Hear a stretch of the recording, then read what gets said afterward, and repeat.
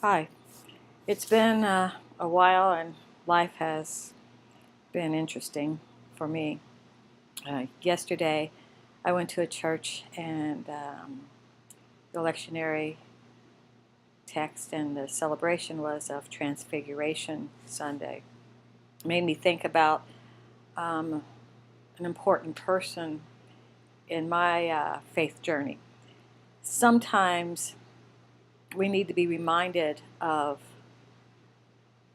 why we believe, if we believe. And So, whenever I hear the Transfiguration text, which in a nutshell is about Jesus and some disciples up on a mountain, and there's a theophany, an appearance of God, and the disciples react, and there are a lot of things going on. The reason why it's important to me is that I had a friend in seminary. Her name was Judy. She was a really very special person.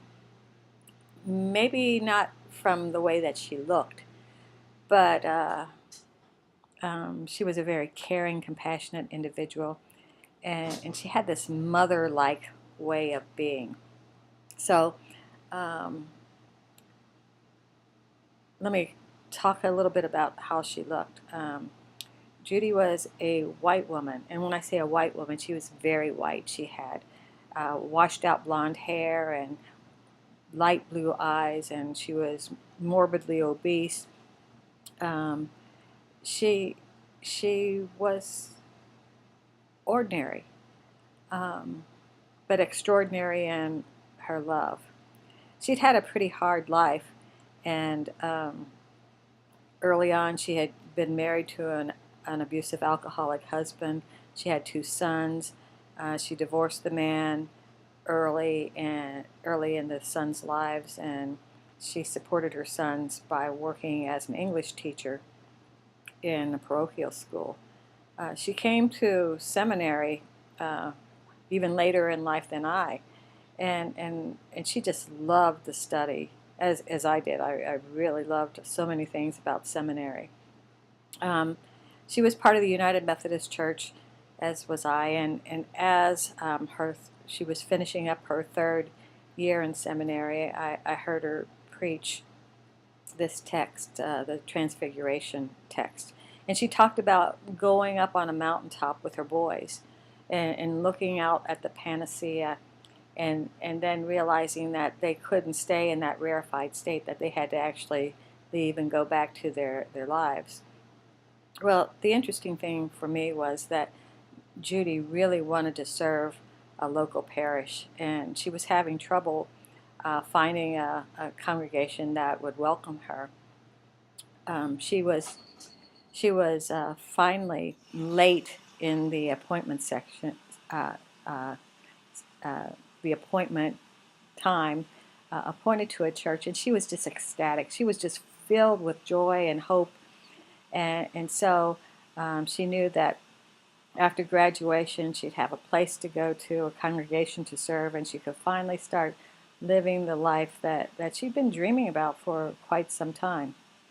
Um, and so, as we were winding down the semester, with all that comes about that, um, I remember it was exam week, and everybody was so um, intent upon their studies and finishing papers and studying for exams and all those kinds of things. And I can remember thinking, I haven't seen Judy for a while, which was unusual.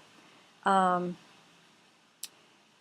and so finally, on the Friday of exam week, I decided, that I just would, I called and there was no answer. And so I went by her apartment and knocked on the door, and nobody was there. I lived a ways from the seminary, so I went back home. And later on, I received a phone call from one of the other seminarians. It seemed that somebody else had been concerned about Judy and went to check on her and found out that she had died on Wednesday before that Friday. I can't imagine what that person thought, or what it was, what the scene looked like when they saw Judy, who'd been sitting there in the apartment for several days. I know it wasn't pretty, and it was interesting how so many of us in seminary were in shock and were really feeling guilty about our lack of care and compassion for somebody else within our community. I decided that I would go to her memorial service, which was going to be held in Grand Rapids, Michigan. And Judy had been born and raised in Detroit. In her adult life, she had spent some time in Grand Rapids, and the local church that she had received her call to was in Grand Rapids, and that's where the memorial service was going to be. So I had never been to Grand Rapids, and I got in my car by myself and went trekking from Gary, Indiana over to Grand Rapids. Left with plenty of time, and I got to the church and I kind of looked around because Judy had told me about the church and about some of the people, and I was just kind of getting acclimated to that environment, and took my seat. When the memorial service started, it was interesting. They had 3 speakers and lots of music, and I was really glad that I had gone there, even though it was a long way. One of the speakers was speaking, and she told the story that Judy had told me too. Judy's mom had been really sick, and Judy's mom wanted Judy to sing her this song. It was a song that Judy had learned in the Baptist church that she had grown up in, and she really disliked the song. It was "Jesus Wants Me for a Sunbeam," and I can remember us laughing about the song and singing it really loudly and pretty off key. And so this woman was telling that story about how Judy hated that song, "Jesus Wants Me for a Sunbeam." And as she was talking about that, she was talking about the different ways that Jesus had shown through Judy's life. And I was thinking about the same thing. And as this woman finished her talk, she said, yes, Jesus did want Judy for a sunbeam. And at that moment, there was this beam of sunshine that came through the skylight in the sanctuary where this woman was speaking, and it came down right beside this woman. I still, to this day, am touched by what that meant to me. And so when I read scriptures and I hear people talk about why they believe, I think that there are times when it's really hard to believe that God sends us stories, visions, songs, whatever that we need to continue.